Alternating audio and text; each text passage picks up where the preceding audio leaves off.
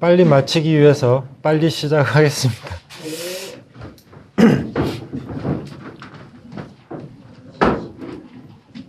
한 시간이 지났으니까 이제 중간고사를 한번 보죠. 뭐 종이에다 쓰는 중간고사가 아니고요. 잠깐 제가 아직 재산이 꽤 돼서 담배를 아직도 피거든요. 써야 되니까. 그 중에 이제 질문을 하신 게 있어서 뭐 여러분들도 같이 공유하시는 게 좋을 것 같아서 설명을 좀 드리겠습니다. 그러니까 그 잠깐 쉬는 시간 중에 질문을 하신 게 그 수많은 케이스 그리고 또 예외 상황, 환경적인 변화가 있는데 그걸 다 어떻게 매뉴얼화 하느냐. 뭐 맞습니다. 맞고요. 실제 그렇기 때문에 그 이해를 해가는 과정에서 레이어를 두는 겁니다. 아까 보면 뭐 CEO 레벨이냐, 뭐 관리자 레벨이냐, 설계자 레벨이냐, 실제 업무를 수행하는 담당자의 레벨이냐 하는 이유가 사실은 뭐 CEO 레벨이라는 게 뭐 CEO가 한다고 개념적인 접근이라고 보시면 될 것 같고요. 그게 뭐냐면 CEO 정도가 체크하는 항목 그리고 뭐 임원들이나 실제 경영자들이 체크하는 항목 그리고 프로세스 그리고 실제 이제 관리자들이 체크하고 프로세스를 확인하는 부분들 그런 것들 순으로 차근차근 점진적으로 식별을 해 나간다고 보시면 될 것 같고요. 어느 날 어떤 아무리 작은 뭐 한 명이 근무하는 슈퍼에도 업무 프로세스를 상당 기간 동안에 조사해도 그걸 다 정리하는 게 쉽지 않을 겁니다. 하물며 뭐 몇천 명, 몇만 명 되는 회사는 더 그러겠죠. 그래서 그런 것들은 제일 처음에 큰 업무 덩어리들이 무슨 덩어리가 있느냐. 그런 것들은 쉽게 식별이 되죠. 뭐 회계, 인사, 총무, 뭐 생산에 또 뭐 생산 1, 생산 2, 뭐 또 저기 지역 공장에 있는 뭐 또 새로운 제품에 대한 생산 라인 이런 영역으로 크게 분류가 나눠지겠죠. 그리고 그 영역을 나눠 보면 뭐 회계 밑에는 뭐 관리 회계, 재무 회계 뭐 이런 걸로 쪼개질 거고 인사는 뭐 채용, 교육 뭐 이런 것들로 쪼개지겠죠. 그런 것들을 하나하나 쪼개 나가면서 브레이크다운을 해 가는 겁니다. 그리고 그런 것들이 이제 최종 목표는 실제 해당 조직 내에서 일어나지 않는 변화에 대한 걸 매뉴얼 안에 담을 수는 없습니다. 어느 날 북한이 쳐들어오면 어떻게 할 거냐를 회사 뭐 조직 내 프로세스에 어떻게 적어 놓겠습니까? 다만 일어날 수는 있죠. 그렇지만 그런 것들은 대상이 아니라는 거죠. 최소한 어떤 정보, 이 사업을 해가는 데 있어서 들어오는 정보, 정규적으로 들어오는 정보, 정규적으로 나가는 정보들을 일단 식별을 하고 그에 따라서 이제 그런 정보를 식별하는 과정에서 다분히 일어날 수 있는 또 외부 환경적인 요소들은 있겠죠. 그런 것들은 이제 어떻게 보면 부수적인 자료로 관리를 하셔야 될 것 같고요. 지금 현재 수준에서는 그렇게 실제 프로세스를 업무를 하는 과정에서 100% 일어나는 정의조차도 아직 안 돼 있다는 거죠. 그래서 큰 덩어리로 세분화해 가는 단계가 필요하고 최종의 목표는 실제 우리 조직 내에서 일어나는 100% 확률로 일어날 수밖에 없는 프로세스들을 먼저 정형화하는 게 첫 번째 목표이고 거기까지만 되면 그 다음 활용은 무궁무진해집니다. 실제적으로. 그런 것들이 안 돼서 못하는 것이고요. 그래서 이제 그런 그 영역의 그 스코프, 이해를 하는 대상의 스코프는 그렇게 정의를 하시면 될 것 같고요. 질문이 있으시면 하나 받겠습니다. 없으면 제가 지명을 합니다. 그리고 지명을 했는데 질문을 못 하시면 저기 서 계셔야 돼요. 아까 뭐 내라고 막 소리 지르신 분.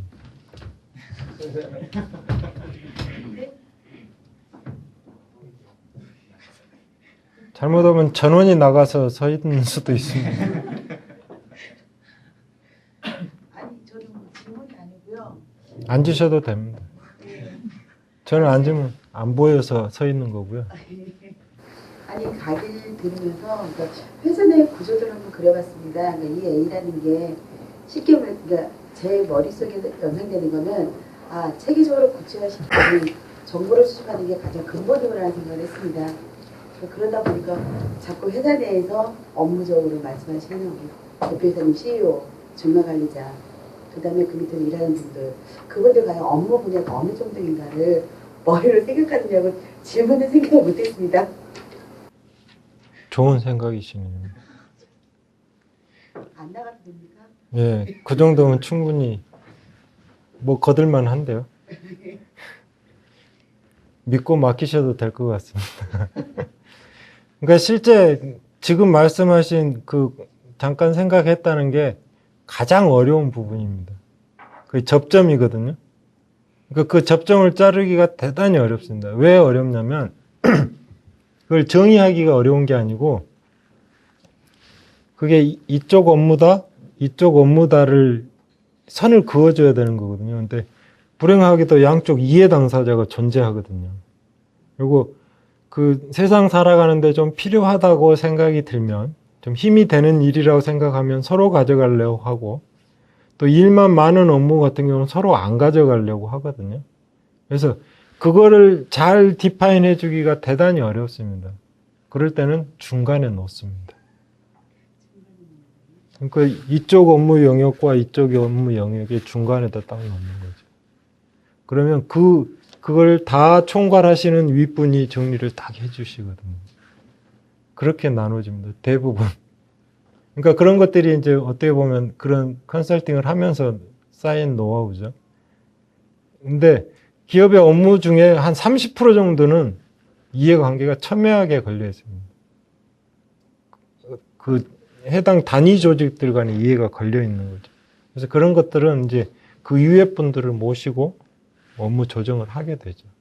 그리고 이제 큰 영역에서는 대부분 요즘은 직무 능력 분석이나 실제 직무 조사에 대한 부분들은 웬만한 규모의 회사나 공공기관도 마찬가지입니다. 그런 부분들은 디파인이 되어 있습니다.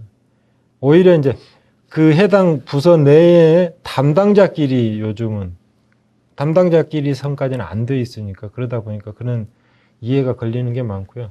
대부분은 자기 일이 아니시라고 하시죠. 또 질문이 있으십니까? 질문을 많이 하셔야 저도 시간을 채울 수 있거든요. 지금 EA 듣다 보니까 BPM의 영역이 좀 많이 들어간 것 같아요. 그 BPM에서 보는 그 EA 영화에 대해서 설명을 좀 듣고 싶습니다. 이제 그 설명을 드리려면 이제 BPM이 뭐냐의 정의가 다릅니다. 그러니까 달리 해석하는 사람이 많다는 거죠. 그게 뭐냐면 BPM을 혹자는 전자결제 있죠. 결제로 보시는 분도 있고요. 그리고 BPM을 이기종, 그러니까 정보 시스템의 다른 기종 간의 통합 수단으로 보시는 분도 계시고요. 그리고 또 한 부분들은 실제 이제 그 본연의 영역인 프로세스를 핸들링하기 위한 수단으로 보고 있거든요. 근데 그게 다 다릅니다. 아까 MS, IBM, 오라클이 BP 회사들을 하나씩 다 인수했다고 그랬죠. 오라클은 프로세스로 보고 있고요. 그리고 실제 그 MS는 자기들은 워크플로우라고 이야기 안 하는데 실제 뭐 비지톡 서버나 실제 그 MS에서 가지고 있는 MS 플랫폼 하에서는 결제 프로세스하고 똑같은 체계를 보고 있거든요. 그리고 IBM은 조금 다릅니다. 그게 좀 복합되어 있는 건데 실제 프로세스도 아닌 것이 뭐 그런 그러니까 그 혼란이 IBM이 갖고 있는 이유는 IBM이 갖고 있는 결제 기능을 하는 솔루션은 노츠죠. 옛날 로터스의 노츠인데 노츠가 사실은 뭐 워크플로우의 알고리즘을 만든 회사이기도 하거든요. 근데 IBM이 또 인수한 회사 중에 하나가 레셔널 로즈가 있습니다. 거기는 대단히 모델링에 강한 툴이거든요. 그런 것들이 잘 믹스가 잘 안 되는 거죠. 최강자들을 모아놓다 보니까. 그래서 그 개념 자체가 IBM이 정의하는 것조차도 좀 혼란스러운 것 같고요. 국내 같은 경우는 핸디는 그룹웨어를 아니라고는 하지만 산출물을 보면 그룹웨어인 것 같고요. TMX는 웹서버인지 미들웨어인지 모를 정도인 것 같습니다. 근데 실제 이제 그 BPM이 EA에 아주 근접해 있습니다. 그러니까 BA 영역 안에 들어와 있다고 봐도 과언이 아니고요. 다만 저는 BPM은 서비스로 봐야 된다고 봅니다. 그러니까 BPM을 웹 서비스로 사람들이 이해하거든요. 정보기술 쪽에 있는 사람들은. 근데 웹 서비스의 기술적인 서비스가 아니라 비즈니스 서비스 모델로 BPM을 해석해야 된다고 저는 보거든요. 그게 뭔 말이냐면 비즈니스 프로세스, 그러니까 업무를 서비스하기 위한 도구, 내 업무 절차가 막 흘러가는데 그걸 시스템에 어떻게 지원을 좀 받으면 안 될까? 그리고 이 단계에서 다음 단계로 또 다음 단계에서 또 다음 단계로 가는데 이 단계가 어느 그 지금의 그 전표 처리처럼 입고 전표, 불출 전표 하나로 안 끊어지는 경우가 많다는 거죠. 최근에는. 그러니까 옛날에는 그 업무 영역 자체가 단순화하고 뭐 전표 하나로 처리가 됐지만 요즘은 전표 하나에 한 서너 사람이 막 움직이면서 왔다 갔다 하면서 업무가 이루어지거든요. 근데 그런 것들을 결제로 하면 결제라는 건 한 문서에 컨펌만 하는 거거든요. 맞다 틀리다. 근데 프로세스는 내가 입고의 종합 그 전표라고 본다면 입고 됐을 때 검수 확인한 사람, 그 다음에 그 창고에 로또에 넣어놓는 사람, 그리고 문 걸어 잠근 사람. 이 세 사람이 확인이 돼야 검수돼서 입고가 완수 딱 된 거거든요. 근데 입고 전표 하나에다 그게 안 되거든요. 이건 프로세스를 태워야 된다는 거죠. 수의실에서, 창고 입구에서, 로또에서, 다시 창고 입구에서. 이게 왔다 갔다 하면서 하나의 일이지만 또 단순히 또 결제만은 아닌 그런 실제 업무 프로세스를 어떻게 서비스를 할 수 있을 것이냐 하는 게 이제 BPM의 대상이 되어야 맞다고 보여지고 그게 사실은 EA의 BA 영역에서 말하는 프로세스를 매뉴얼한 것을 시스템으로 하는 그런 수단으로서 존재한다고 보여집니다. 그래서 MS도 IBM도 오라클도 제품은 있고 뭐 사업부도 있죠. 근데 영업은 하지 않습니다. 국내 회사들은 영업하죠. BPM 일하고. 근데 외국 회사들은 그 영업을 직접 하지 않습니다. 다 안 되는 것 자기들도 알기 때문에. 그 실세계 프로세스를 실행할 수 없습니다. 아직까지는. 그래서 대부분 실패 사례만 있죠. 그게 현실이고요. 아마 제 생각에 틀릴지도 모르지만 지금 그 MS의 그 브라우저로 통합된 이후로 그 IT 업계에서 큰 이슈가 없었거든요. 하나로 뭔가 확 힘이 쏠려가는 게 없었습니다. 근데 비즈니스 프로세스 플랫폼을 완성하는 회사가 나오게 되면 그 패러다임을 한번 뒤집을 수 있을 것 같습니다. 그게 왜냐하면 비즈니스 프로세스를 통합하는 플랫폼을 내놓아서 그게 시장에 깔리기 시작하면 모든 정보 시스템이 그 기반으로 돌 수밖에 없거든요. 그러니까 어떻게 보면 그 비행기의 관제탑 같은 거죠. 그러니까 프로세스라는 것이 관제를 받고 그래서 지배구조라는 말이 나오는 겁니다. 관제탑이 모든 비행기에 대한 통제 권한을 갖고 있죠. 기름이 떨어져도 착륙 지시가 떨어지지 않으면 기름이 없어도 추락을 할지라도 내려올 수가 없습니다. 그런 것처럼 이제 비즈니스 프로세스 컨트롤 타워가 있어서 프로세스를 컨트롤하고 그런 것들이 이제 사람이 물론 통제를 하겠죠. 그리고 그런 것들이 통제를 하려면 그런 그 프로세스가 움직이는 대한 구조의 정의와 정보 움직임이 다 보여야만 그 판단하고 일이 흘러가고 저리 흘러가게 할 수 있겠죠. 이제 그런 시기들이 도래할 것이라고 보고 있는 거고요. 그러다 보니까 뭐 유수 회사들이 다 그런 데들 빨리 지금 뭐 인수해서 구성을 하려고 하고 있는 거죠. 근데 아직은 ING라고 보시면 될 것 같고요. 상황이 그렇습니다. 그래서 국내 뭐 솔루션 업체도 노력을 많이 해야 되는 거죠. 많이 하고 있는 걸로 알고 있습니다. 또 질문. 갈수록 질문이 예리하게 미래를 내다보면서 막 질문을 하셔서 또 좀 가다가 질문을 받을까요? 뒤에 계신 분들은 영 관심이 없으신 것 같아요. 중간에 쪽지 시험 한번 보겠습니다. 뒤에 네 분. 네, 진행을 하도록 하겠습니다. 그래서 지금 그 기존에 업무를 모델링하는 도구들, 또 소프트웨어를 모델링하는 도구들이 많이 있어 왔고요. 그런 것들이 지금 다 통합이 돼 가고 있는 거라고 보여집니다. 그러니까 실제 아까 IBM이 인수했다는 내셔널 로즈도 뭐 소프트웨어 업계에서는 뭐 소프트웨어를 모델링하는 도구로서는 전 세계를 평정했던 툴인데 지금은 모델링 툴로서 별로 크게 각광받지는 못하거든요. 물론 이제 팔린 데는 쓰고는 있지만 그게 소프트웨어 모델링이 중요한 게 아니라 업무의 모델링이 중요하고 업무의 모델링 된 근간에서 소프트웨어를 구현하는 거는 그 다음의 문제인 거죠. 뭐 쉽게 좀 약간 비약을 하면 소프트웨어를 구현하는 건 시간 문제라는 거죠. 근데 업무의 서비스를 모델링 하는 거는 시간 갖고 되는 일은 아니라는 거죠. 경험도 있어야 되고 그 필드에서 어떤 정보가 움직이는 그런 것들이 또 기업의 경쟁력이기도 한 것이고. 그러니까 소프트웨어는 좀 개발 늦게 되면 어떻습니까? 돈이 좀 더 들어가면 어떻습니까? 사업이 제대로 될 수 있다 그러면 기업들은 다 오케이 하거든요. 그게 중요한 게 아니고 실제 업무를 얼마나 잘 녹여낼 수 있고 그 정의된 업무 프로세스를 얼마나 재활용하고 신속하게 리빌딩을 할 수 있느냐. 아마 금융권 아까 어떤 분 말씀하시는데 뭐 보험회사 이런 경우는 대부분 정보 시스템 부서들이 뭐 상품 하나 개발되면 초비상이죠. 그 이유가 그 개발할 시간을 남겨놓고 상품이 개발되는 게 아니라 상품이 개발되면 그 브로셔에 찍힌 날짜가 오픈 날짜거든요. 그러다 보니까 물리적인 시간이 부족한 거죠. 그러다 보니까 케이스 엔진이라나 룰 엔진 이런 거 만드시고 그런 거 도입하시고 하는 거죠. 그런 것들이 실제 구현하는 게 중요한 게 아니고 구현하는 게 실제 그런 게 코딩하는 것보다는 훨씬 퍼포먼스가 떨어집니다. 그런 시스템들이.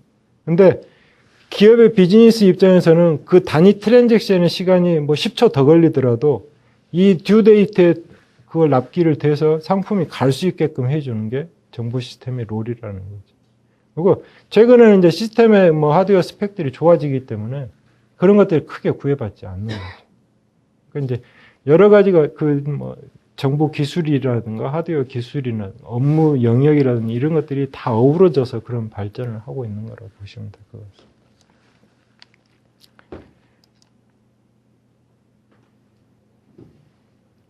저희 생각이기는 한데요.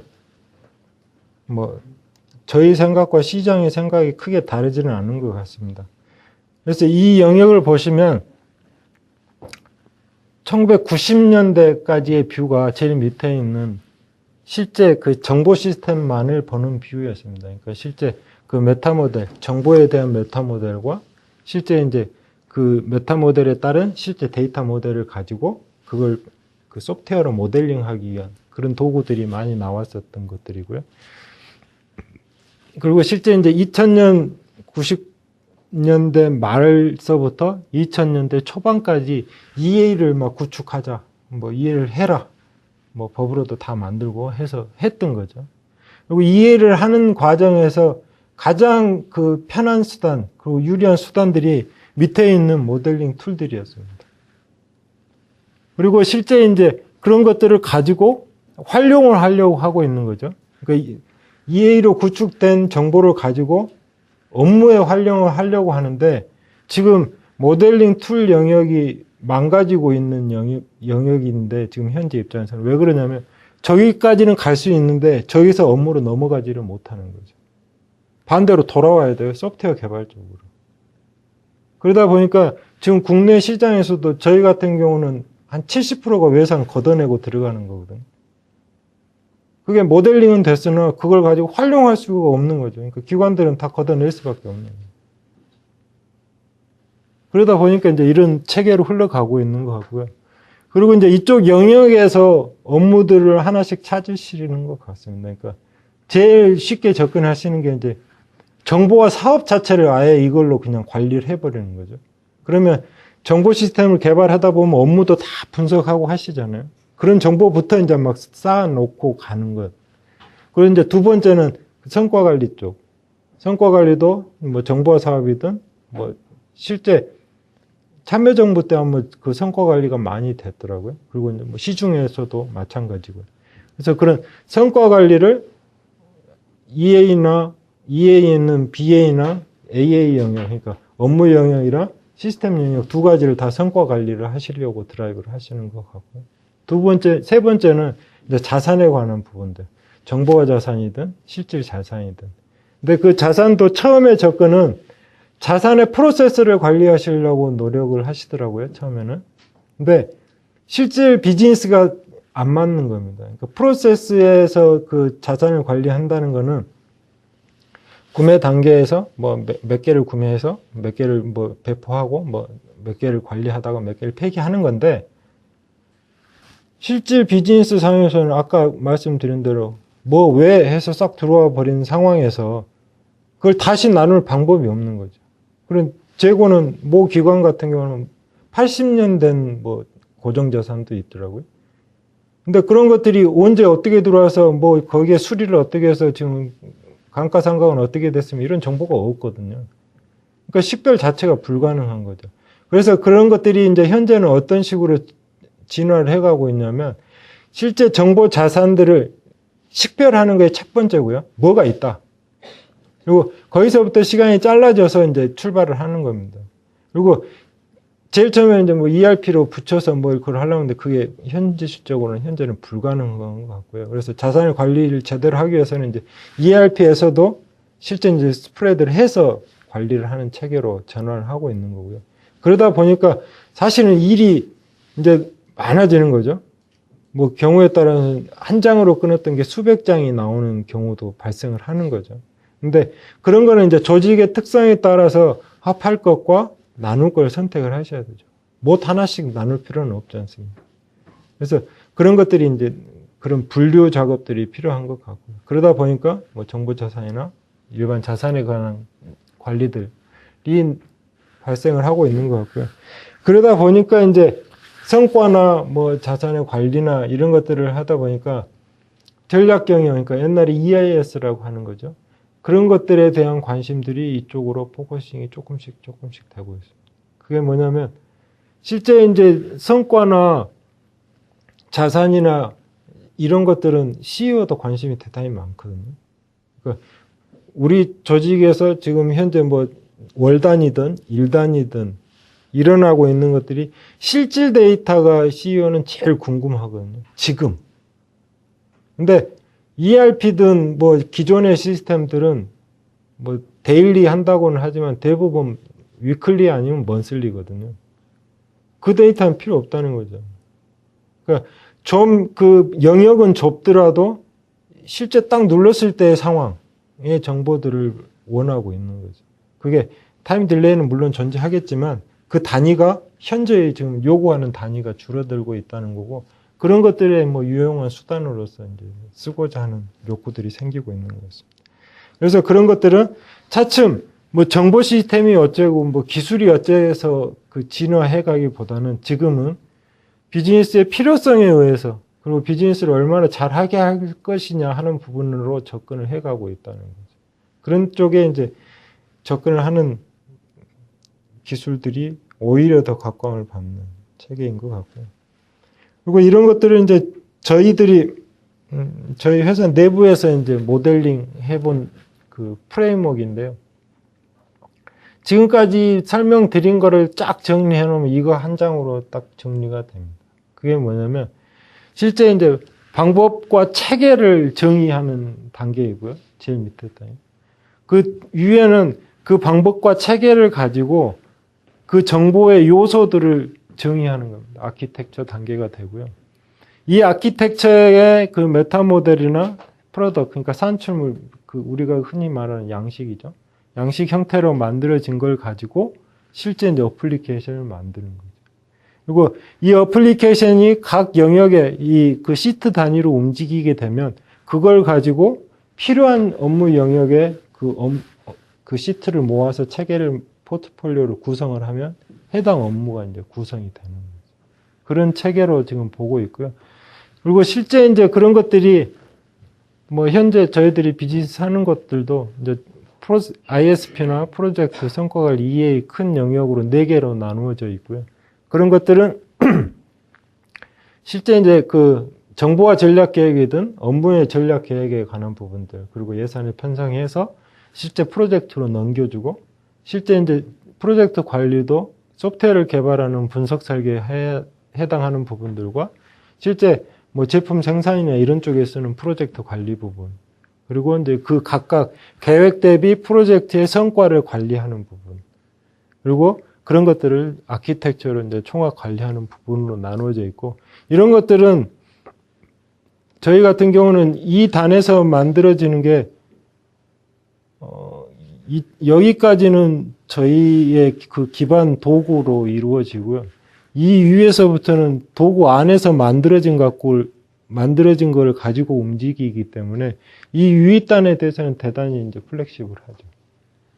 그리고 이제 그런 것들이 그 양식과 다이어그램 두 가지 셋으로 이루어져 있습니다. 그래서 그 메타 모델을 가지고 양식을 만들고, 양식을 갖고 프로세스를 엮어서 업무를 진행할 수 있게끔 그렇게 진행을 하다 보니까 뭐 좀 유연하게 변하는 데는 훨씬 유리한 입장인 것 같습니다. 여기까지가 그 제가 드릴 말씀이고요. 원하시면 그 아까 말씀드린 대로 이제 이 뒤에 자료들은 다분히 이제 시스템적인 자료들이라 원하시면 설명을 드리고, 질문이 있으시면 질문을 받고 하도록 하겠습니다.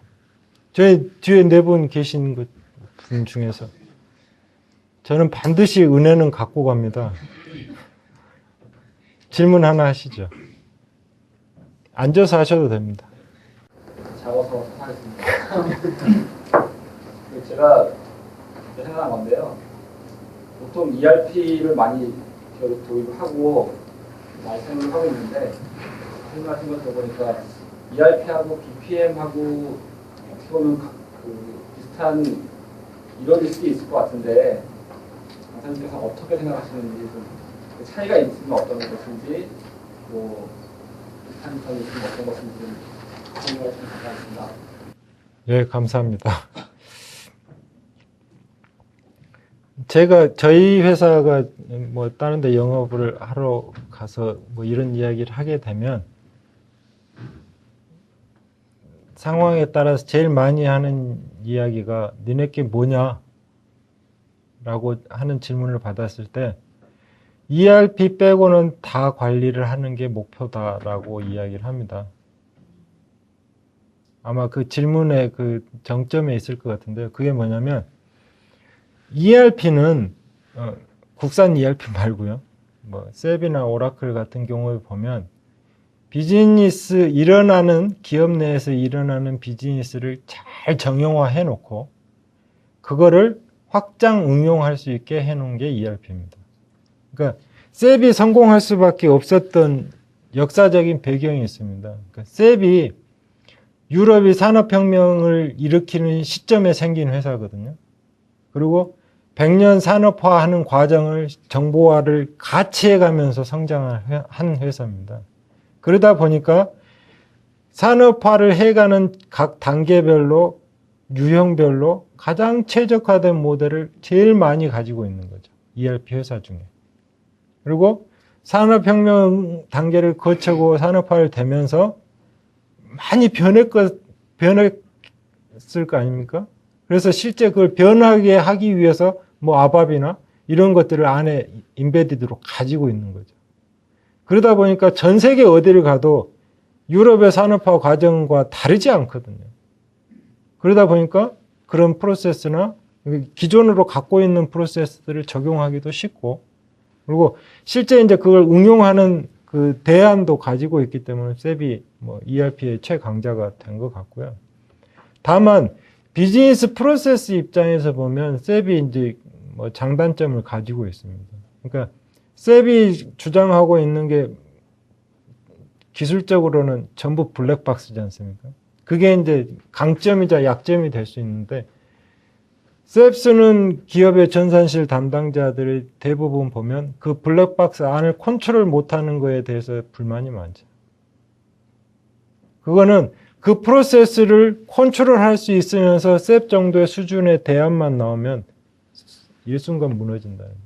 그래서 아까 말씀드린 대로 비즈니스 프로세스를 플랫폼화해서 제공할 수 있는 제품이 전 세계 어디든 나오게 되면 걔가 새로운 패러다임을 만들어낼 거라는 이유가 거기에 있습니다. 그 다음부터는 시간 문제거든요. 플랫폼이 만들어지는 순간 그 다음부터는 프로세스를 넣는 거는 시간 문제입니다.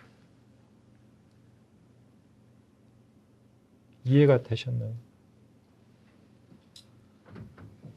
이쪽 줄이 좀 갑자기 우울해지시는데. 그렇다고 화는 내지 마시고. 질문을 더 받을까요? 설명을 더 할까요? 근데 여기가 그 경영학부라고 그래서 제 시스템 쪽을 설명하기가 약간 부담스럽기는 합니다. 질문 한 가지 드릴까요? 네.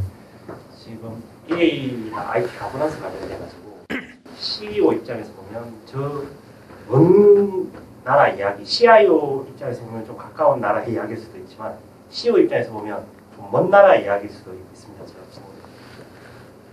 제가 직접 그걸 사업을 하시니까 그런 부분들에 대해서 어떻게 설득을 하시는지 이걸 도입을 해서 어떤 기업에 어떤 ROI가 산출이 될 수 있는지 그런 부분을 좀 알고 싶습니다. 오히려 CEO급을 만나면 설득이 쉽습니다. 제 입장에서는. 왜냐하면 제가 원래 개발자 출신이거든요. 전산실에서 인사, 자재, 이런 일 개발하고 그랬거든요. 근데 왜 제가 설득하기가 쉽냐면 제 과거를 말씀을 드립니다. 그리고 제 현재를 말씀을 드리는데 그게 뭐냐면 정보화 조직이 그동안은 그러니까 인터넷이 나오기 전까지는 다른 사람들이 다 모르는 영역의 일을 하고 있던 신비한 사람들이었습니다.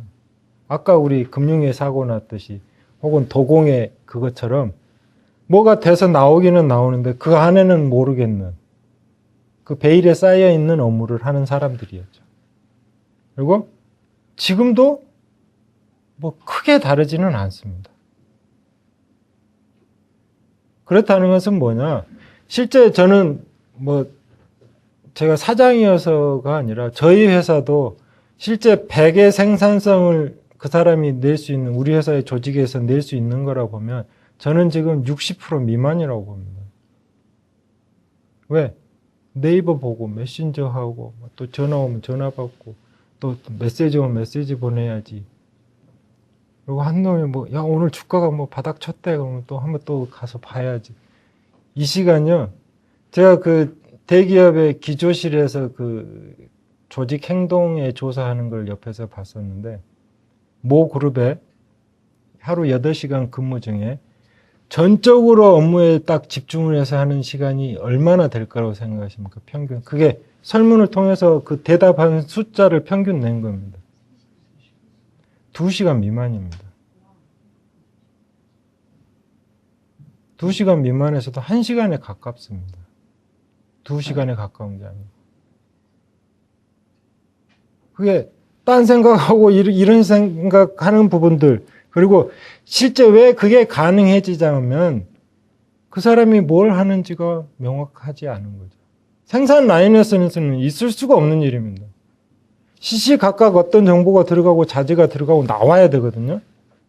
근데 실제 이제 정보 시스템 조직을 갖고 있는 부분에 있어서는 물론 그게 2시간보다는 더 하겠죠. 실제적으로는.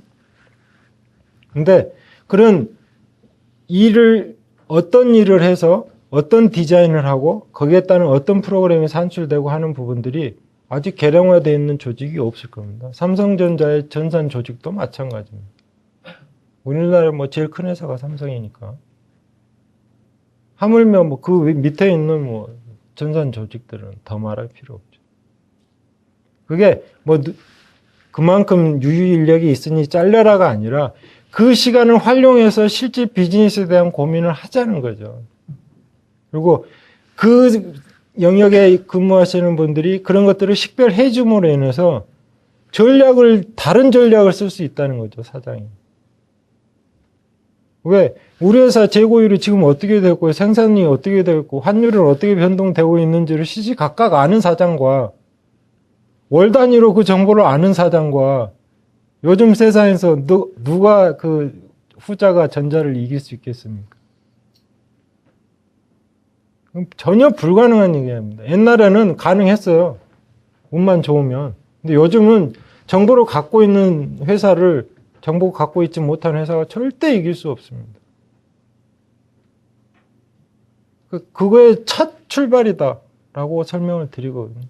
그리고 이게 저희 프로젝트가 끝나고 나셔도 그 성과 아직 안 나오실 거다 저는 말씀드립니다. 다만 그 단추가 끼어지기 시작하면 이미 출발이 된 거라는 거예요. 이미 앞서가기 시작하는 거고 그 정보, 식별된 정보를 아는 것조차도 경쟁력이 된다는 거죠. 모르는 거하고 다르거든요. 그러면 대부분은 아무 말도 안 하십니다. 고민을 하시죠. 근데 실제 이제 그런 것 같고요. 그래서 앞서가는 기업들 혹은 앞서가는 조직과 뭐 그 따라가는 조직이 항시 존재하지 않습니까? 그게 존재하는 것 같고요. 그런 노력들이 뭐 일어나고 있는 상황이라고 보시면 될 것 같습니다. 어떻게 할까요? 반장이 누구시죠? 없어요? 대표. 반장이라고 그러니까 안 나오시네. 대표님. 어떻게 할까요? 다 됐어요? 그럼 정리를 하고 마치도록 하겠습니다. 그 EA와 그 IT 가버넌스라는 제목으로 설명을 드렸는데요. 쉽게 말씀드리면 기존에 우리가 그냥 생각으로 혹은 뭐 규정집에 뭐 사규에 나와 있던 업무 영역 정도의 수준이 아니라 실제 우리가 업무를 해가고 업무를 함으로 인해서 그 필요한 정보들을 실제로 그것이 무엇이고 우리가 무엇을 가지고 움직이고 있는지를 식별하고 그걸 잘 정리하다 보면 그 결과를 가지고 새로운 업무의 체계를 만들어낼 수 있다. 그거의 기반이 EA이고 그걸 활용한 수단 그리고 그의 응용이 IT 거버넌스라고 보시면 될 것 같습니다. 뭐 시험이 임박해서 바쁘신데 이렇게 늦은 시간까지 들어주셔서 감사합니다.